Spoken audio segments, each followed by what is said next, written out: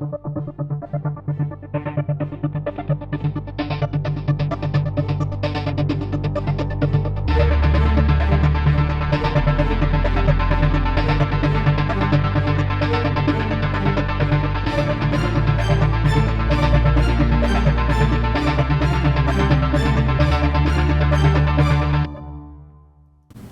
everyone, and welcome to the first ever live Sport Chek broadcast, where I'm here to talk about training and physical fitness.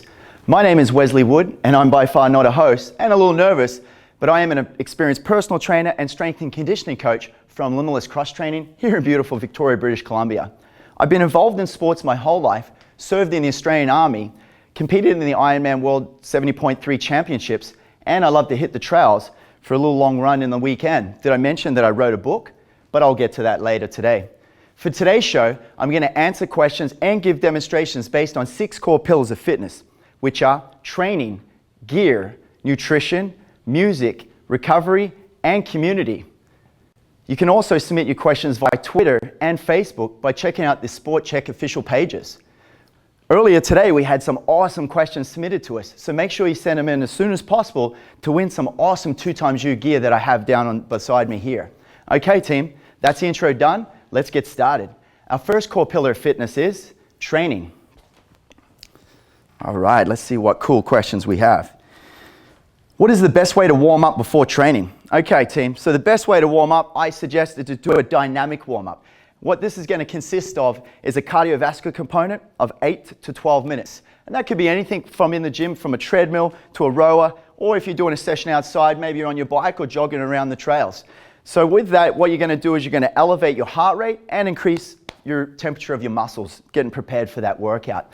The second component of the warm-up is going to be a mobility and dynamic warm-up. I'm going to give you a couple of examples of that. So an inchworm is a great workout, a great warm-up for inside the gym for upper body. So you're going to touch those toes, walk all the way forward, conduct a push-up, and then walk all the way back, stand up nice and tall. And then you're going to repeat that. Another good exercise would be a straight leg swing. Okay, this is where we're going to warm up the hamstring and glutes. So obviously you want to stabilize on something that's stable. And we're going to get those legs swinging up nice and tall, okay? As high as you possibly can, as long as you're keeping that leg straight. If you don't have the flexibility, that's okay. I just want you to sit back there, make sure that leg is straight, and just get it up as high as you can. Make sure you get that nice little athletic swing across the body, and that's going to get you really in the mood to work out, just like I love to do every day. Our third one I'd suggest would be a alternating or walking lunge. So what we're going to do there is we're going to take a nice big step, alternate through the legs, keeping our shoulders back, core engaged, and making sure our rear knee is about ½ an inch off the ground as we're going through. Obviously, we don't want to traverse our knees too far forward because that's going to put a little bit of pressure on the knee, which is not what we want. One last one, I've got a ton for you, but one last one is going to be more of a lateral movement. So this is where we're going to have 2 markers or somewhere where we've got a reference point, and we're going to get a little bit of a lateral jump, and this is going to stabilize those joints and get the body nice and warmed up. Once again, your heart rate's going to elevate slightly, but we're going to stabilize the joint, really warm up that lateral movement because typically we're all used to running that same motion of forward. So that's a few points for your warm-up. I'd suggest 6 to 10 exercises, but keeping that warm-up between 10 to 15 minutes. Okay, next question. What are a variety of push-ups you can do, and what part of the muscle do they benefit?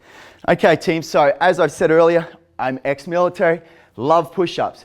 Joined the military, could only do about 15 or 16 push-ups, left doing 120 in 2 minutes. I'm not bragging, but I'm just going to show you that you can progress, and you too at home can definitely get better. I'm going to show you a beginner version. So we're just going to do a release push-up. So we're going to get in a push-up position, feet together, arms are a little bit wider than shoulder width apart. We're just going to go down, release, and drive up.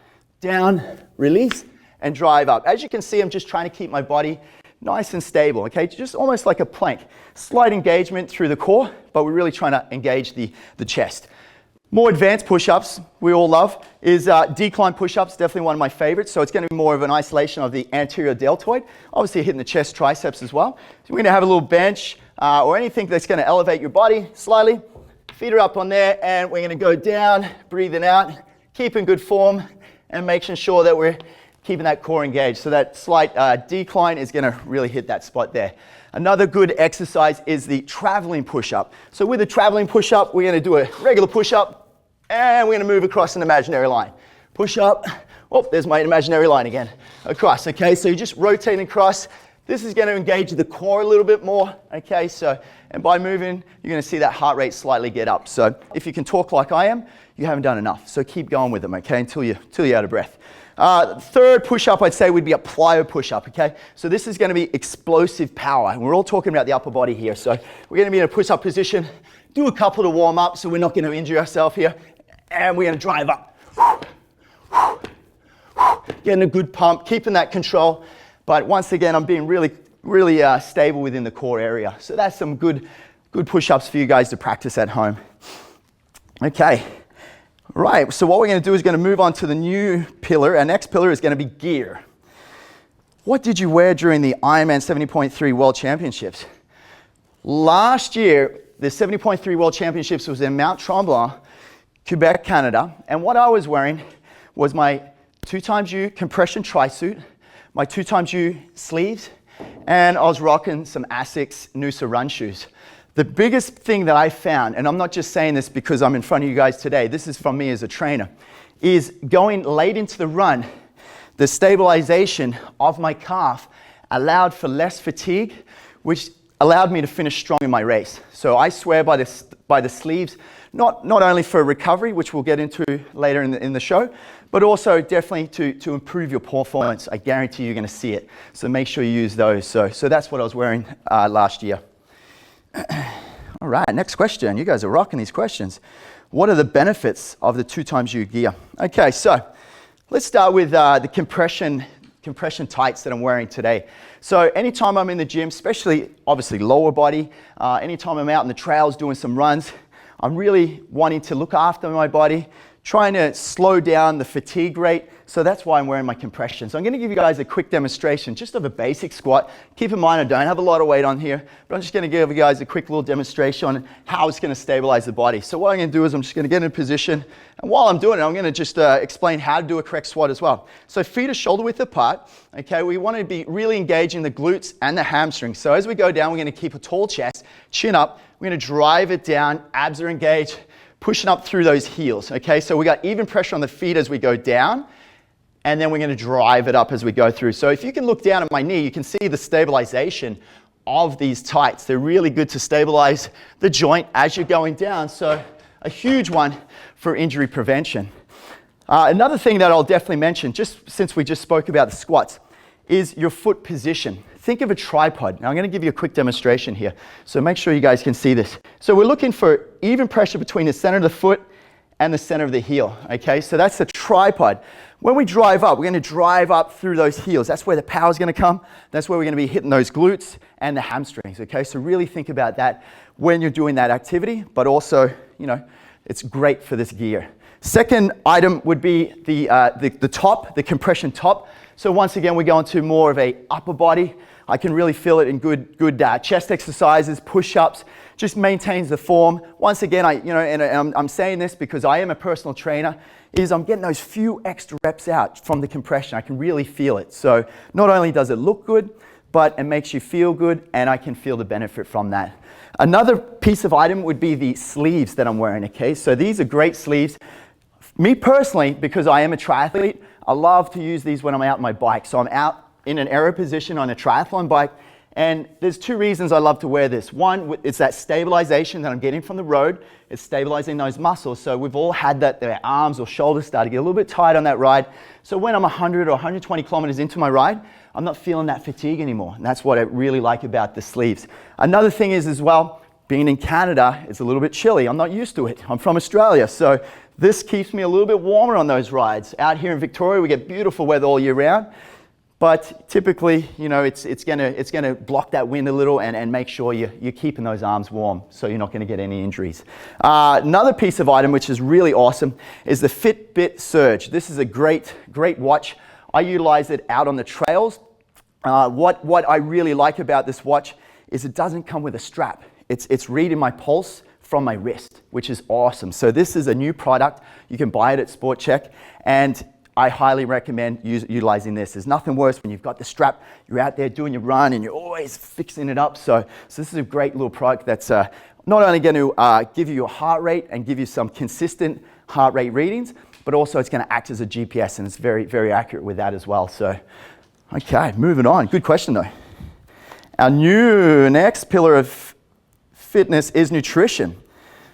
What will fuel me correctly for a resistance training session? Okay, team, so a resistance training session is hitting the weights, doing a weight workout, okay? It's not resistance bands, okay? It can mean that, but when we're talking about resistance training, it's a cross-training component compared to other sports that you're doing. Not only are you going to increase your performance, but it's also going to help with injury prevention. So the biggest thing that I love to do is, once again, like I said, I have done a little studying. I wrote my own book based on endurance athletes. So one of my lovely little recipes that I did is an orzo salad. Orzo is a pasta, not a rice. Gives you a lot of energy. Throw in some raisins, some few little nuts and things like that, just to give it a little bit more flavor. And I find it's light in the stomach, and it gets me through my rides and things like that. Typically for the gym, I'll use that. But we only need about 50 grams of carbohydrates to really give us that 60-minute or 75-minute workout in the gym. The good old-fashioned banana is a great tool, good in carbohydrates, really light on the stomach, and it's going to digest a little easier. If you're going to use protein shakes and things like that, I definitely do recommend it, but cut the milk out. Make sure you put a little bit of water in, and then that milk's not going to line the stomach and make you fit when you're doing a little bit more of a metabolic set and things like that. So that's the nutrition for that. All right, next question. What is your favorite pre and post workout meal or snack? So guys, I kind of almost touched on it a little bit there. Once again, I do, these are recipes that I use, okay? So once again, I'm not trying to plug my book, but these are definitely recipes that I really enjoy to use. So things like a baked sweet potato. So that can be served either cold or warm. It's going to give you that carbohydrate level that you need. Bananas and things like that, that's typically what I'll like to use. Once again, going back to the protein, I'll have it with water, throw a couple of scoops in, and that normally gives me the energy to get through either pre or post workout. So that's the things you're trying to look at there. Alrighty. Moving on to our next core pillar of fitness, which is music. What is on your playlist, and what is the song that gets you over the hump? Okay, that's a good question. So team, what I like is I love dance music. So Tiesto, David Guetta, these are type of things that are really going to keep my pace when I'm running. So remember, when we're out on the road, we want to keep a pace of between 175 and 185 strides per minute. Okay, so that's what our target is. A lot of music's a little faster, so it's going to keep you at that pace. Typically, I don't sort of recommend classical or country, but definitely get something that's a little bit faster pace. The one song that really gets me over the hump, or if I'm about to do a big set, is definitely some Eminem, and it would be Lose Yourself. Okay, I think that's a good song. I think we've all heard it. Really gets me pumped up to really finish that last set and get those few extra reps out. So that's what I'd suggest for the music there, team. All right, moving on to our next core pillar of fitness, which is recovery. What should I do while dealing with a minor injury? Okay, team, so minor injuries, let's talk about the lower body. So whether it's a calf strain or a hamstring strain, you want to cross train, okay? So if it's not restricting you from doing low impact exercises, get out and do it, okay? Don't be sitting on the couch waiting for the injury to recover. Some injuries will allow that, but if it's a minor injury, work something that it's not going to affect it. So especially if it's lower body, work your upper body. You can be sitting down on a bench, working your arms, your shoulders, really trying to benefit. If you're a triathlete and you're out of action, then work that upper body. Make yourself a better swimmer. Work on the weaknesses to become a stronger athlete in the future. So that's what I'd recommend. A little bit of cross training, and wherever that injury is, say, hey, you know what? I'm immobile here. I'm going to work up here. Okay, next question. What is a recovery method used after hill repeats of a running session? Okay, team, so once again, if you're not wearing your compression, your 2xU compression while you're going up the hill, I highly recommend to throw it on once you get back to the house, okay? So adding that compression to the muscle is going to increase circulation, which is going to obviously increase your recovery time, okay? So I recommend obviously fueling yourself correctly with that compression.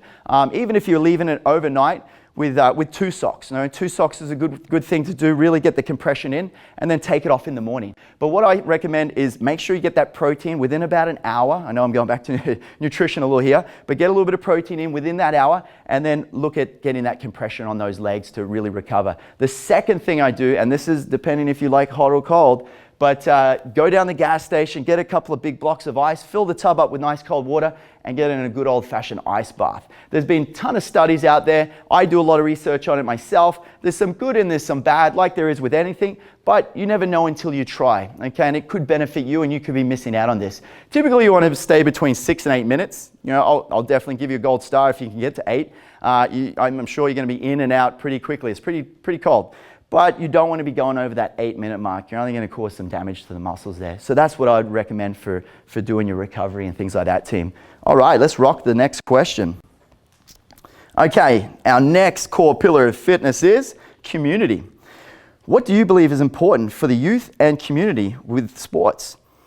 Okay, team. So what I see a lot, because I'm involved with a lot of youth athletes here in Victoria, and obviously within the community with triathlon groups, running groups, and things like that, definitely sports as well, basketball, group sports, is too many of the youth, we'll start with youth, they're not engaged. So we want to make it fun, and we want to make them engage with the public. They're too tied up in the house, playing video games, watching TV. Let's just get them out and let's have fun. Okay, I know there are dangers, but you know, if it's in an organized event or an organized group, you know that your child's going to be safe. So let's get them outside. Let's have them interact. There's too much on the phones, on the iPads and things like that. Great technology, but I highly recommend let's just get back to good old-fashioned engaging and really sort of socializing so we can bring our youth up to have these better skills. Within the community and with the older adult sort of level of clients that I see, we're getting too involved with work. Obviously, work is going to be taking up a big part of our life because that's what pays the bills. But away from work, let's work on a little bit more time management. Have some time for yourself. So make sure you get out to some groups, whether it's a running group, a team, you know what I mean? Go and play volleyball or soccer and just get engaged. You know, talk to your teammates, keep active and try to make it fun for yourself so then you're not going to stop playing that sport and keep a consistent training regime through the year. So that's what I recommend for that. Okay, team. You know what? I'm going to mention one more thing before I put this down, before I go on to the next question.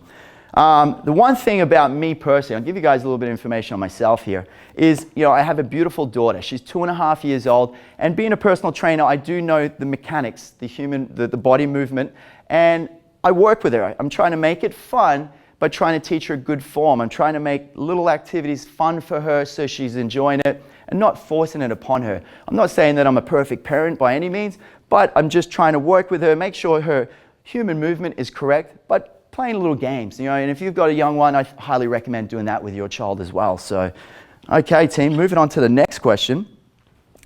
How do you relate your military experience into the community and fitness? That's a good question too. So as I mentioned in the past, I was involved, I'll back it up a little. I was in the Australian Army for 8 years. I served in Iraq in 2006, and I was a section commander while I was over on deployment. I was involved in some big incidents, and I was awarded a Distinguished Service Medal for leadership in action. From those events, it really made me appreciate life and things that life has to offer, especially sports. That's why I'm so passionate, and that's why I love fitness, is because I almost feel like I've had a second chance. So that's the thing that I really want to give to the community back from myself, is try to not only teach them the mental toughness to push through those hard sets and really engage with them, but be a bit of more of a mentor and try to guide them in the direction and really appreciate things that they take for granted sometimes. So that's definitely something that I've learned from my military experience and that I try to apply to the youth and with my clientele that I have here in Victoria. Okay. Rocking these questions, team. All right. Okay, so now it's time for some more questions. So if you can submit your questions, guys, make sure you do it through Twitter or Facebook there. I'm gonna go straight into a few really live ones here. And we're gonna see how you guys. Okay, we have Ian. Should I train before or after a workout? Okay, yes, you should train. Should I train before or after a workout? Well, you know what? When you're training in your workout. So before your workout, depends. So maybe you're talking a little bit more like a cardio and resistance training. So what I suggest, and this is a really big question for a lot of people, is what should I do first? Okay, so what I recommend is you're going to go with the exercise or the session that's more important to you. Typically, I like to have about 3 to 6 hours between sessions or between bricks if I'm doing 2 big sets on the same day. But you know, depending if you're saying, hey, you know what, I'm going to do my run and I've got my weights today. Which should I do first? So it's up to you. If you're training for a race, probably suggest to do your run first. Then you can do your resistance training, build that strength, build that endurance. That's going to help you get through that long run without putting all that weight bearing on your joints and things like that. So, but good question there, Ian. So, okay, next one. Okay, Kate asks, do you recommend supplements? Okay, team, so I'm a firm believer of some supplements have their place. For me personally, I typically just stay with a fish oil and a protein powder. I like a well-balanced diet. I'm a firm believer of everything in moderation. I don't eat ice cream, I have to admit that. But I definitely believe in a balanced diet. And if you can do a balanced diet and obviously an organic diet if possible, that's where you're going to get all your nutritional value from there. Typically depends on what you're training for. For me, when I go into season for my Ironman training or my half Ironman training, my calorie count is up to about 6,000 calories per day. So compared to where I normally be is about 18 to 2,200 calories per day. So that being said, I'm basically just doubling everything that I'm eating during the day. Within that, I'm not eating junk. I still want to give the best possible food into my body. And a good analogy to think about that is think about an F1 car or an F1 racing vehicle. We don't put regular gas in there. That's premium fuel because we want that car to be performing at its highest capability. So I'm a firm believer that we should be treating our bodies that same way. So don't be trying to put junk in there. Really work with it. But supplements I would suggest is just a protein powder. Obviously try to get it more organic. Depending what you want, go with an isolate rather than a concentrate. It's going to absorb into the body a lot quicker, and then stick with your fish oils. And I think you'll be right with a well-balanced diet. So thanks for that question there, Kate. All right, Christina asks, what are the best exercises to burn fat when trying to lose weight? I have lost 36 pounds and I'm stuck at my current weight. That's a good question, Christina. So what I suggest to do is, what you want to do is you're going to hit your biggest muscle groups, okay? So depending on how much time you have to work out during your day, typically, you know, if you can get 45 minutes to 60 minutes, depending on what you're going to do. If you're within the gym, I'd say stick to squats, okay, deadlifts, big moving muscle groups and things like that. So what I'm going to do is I'm going to quickly show you a deadlift, okay? So I'm just going to punch this off just so you know what I'm talking about here. Okay, so obviously I don't have a lot of weight on. Once again, I'm just giving a demonstration.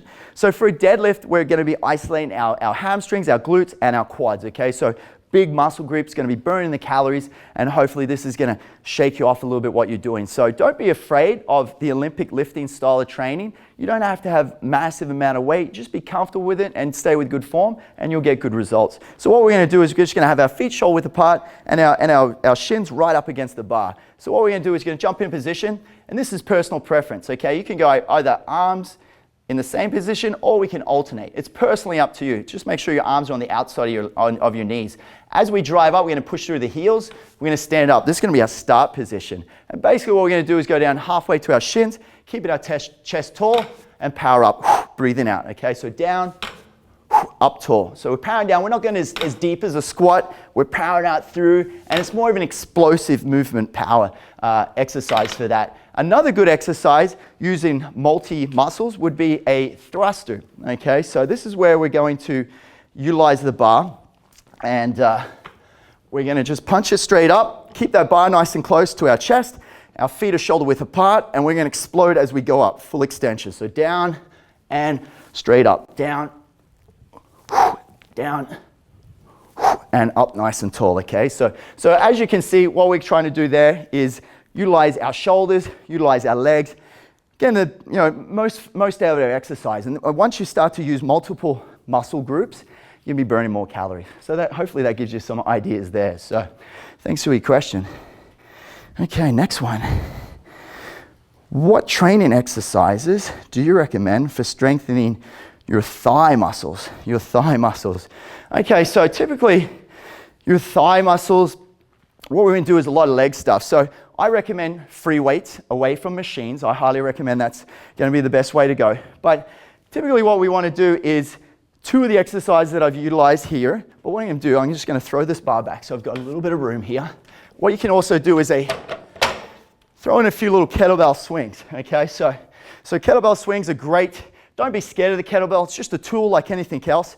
And what I want you guys to do is just a 2-arm swing. So feet are a little bit wider than the shoulder width apart. And what we're going to do is, once again, we're only going down as deep as we are with our deadlift. I'm going to drive it up off those hips. Breathing out, keeping engaged, just up to shoulder height, and really engage those legs. So from there, you could do a set of that, 3 to 4 sets. I recommend about 15 to 20 reps.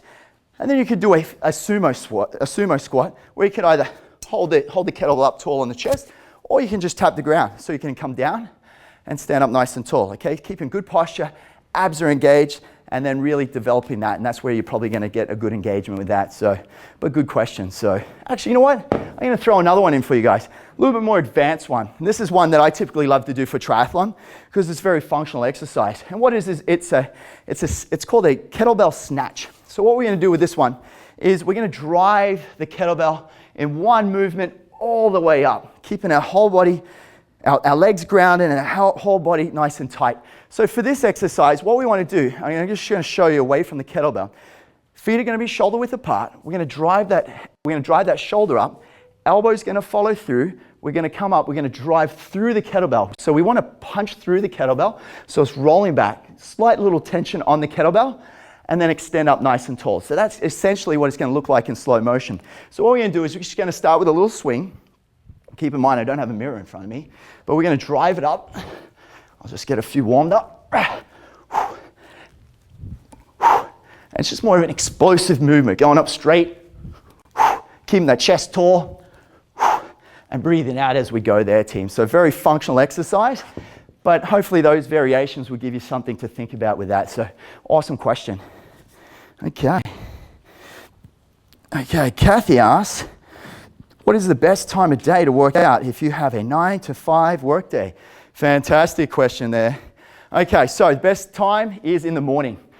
Get your workout done before you go to work. I typically like to do it about 6:30 for myself if I'm not training clients at that time. But I suggest to get it done, then you're committed and you've got it done for the day. So whether you're out for a run, running is quite great activity. You just don't have to think about that too much. You just get up, throw your shoes on, and straight out the door.